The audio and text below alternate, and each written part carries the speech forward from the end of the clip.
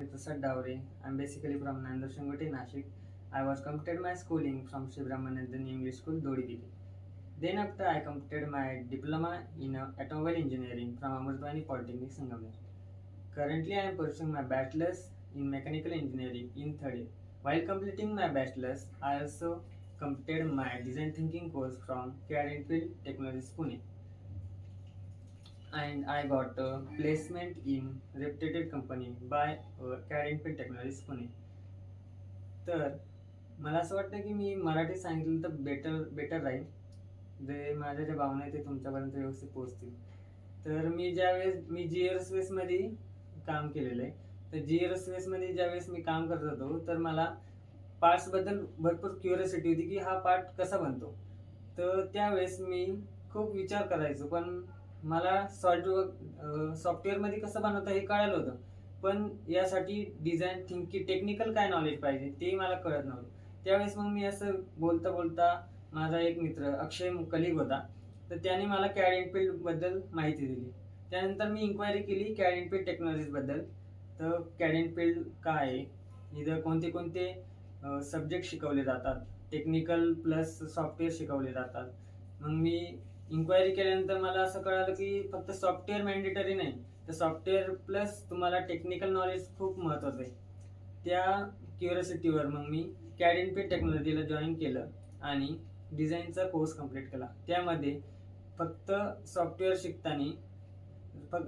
शिकताना मी बेअरिंग कसं सिलेक्ट करता, कपलिंग कसं सिलेक्ट करता, जे गिअर आहे त्यासाठी कॅल्क्युलेशन कोणते महत्त्वाचे, लिव्हर कोणते मेकॅनिकल लिव्हर कोणते, त्याचं इम्पॉर्टन्स काय, हे सर्व शिकलो. पण आणि फक्त टेक्निकल नाही तर न्यूमॅटिक्स प्लस GD&T, ज्याचा आणि माझा काही संबंधच नव्हता आतापर्यंत, त्याचंही मी नॉलेज घेतलं.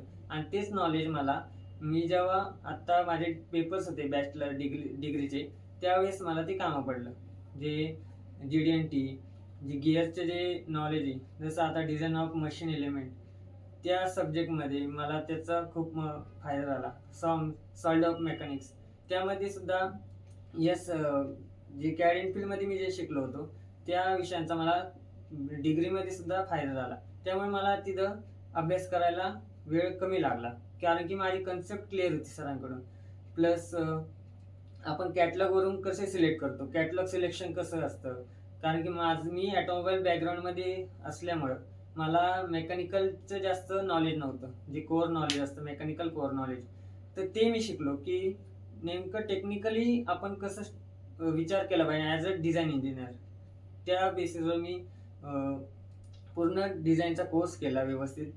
आणि सरांचा आणि मॅडमचं खूप धन्यवाद आहे की त्यांनी मला प्रत्येक ठिकाणी मदत केली. कुठे डाऊट आला तर सरांनी मला समजून सांगितलं की हे असं नाही तसं आहे, कसं याला हँडल केलं पाहिजे, डिझाईन थिंकिंग कशी आपण वाढवली पाहिजे, ते मी शिकलो. त्यानंतर माझं प्लेसमेंट झालं एक रेप्युटेड कंपनीमध्ये.